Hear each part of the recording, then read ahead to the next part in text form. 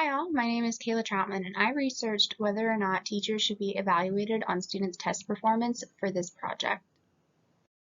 Student test scores have been used as a method for teacher evaluation for years. Whether or not it should be the main evaluation is what is in question here. Should teachers be paid more for their students performing better on tests? Is the testing system flawed? How will this affect the teacher's methods of teaching? Do students benefit from testing? Should there be different ways to check student progress, or is testing really the best way? The supporters for using test scores for teacher evaluation are few and far between. People in government are more prevalent in supporting this. In 2006, the Bush administration implemented a merit pay program that rewarded teachers for their students having good test scores. This merit pay system means that teachers would get paid more money if their students started to display better test scores.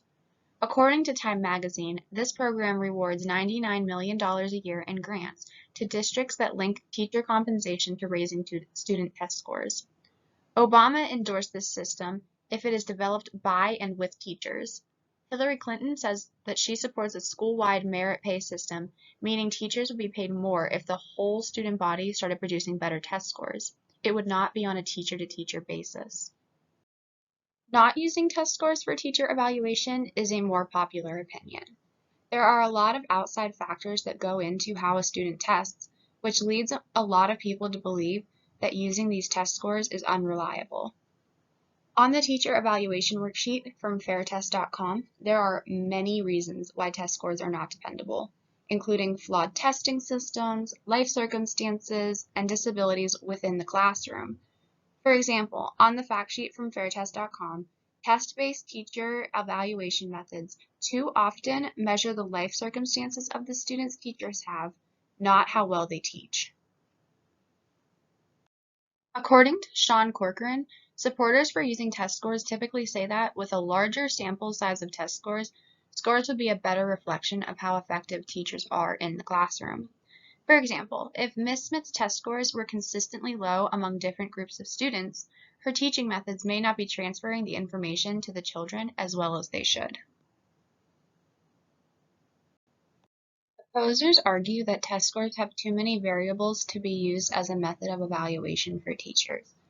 David Plotnikoff writes a quote from Edward Hartle, who says, "Teacher effectiveness scores derived from student test results are so unreliable that they should never be used as the primary factor in making high-stakes individual personnel decisions, such as merit pay or teacher ranking."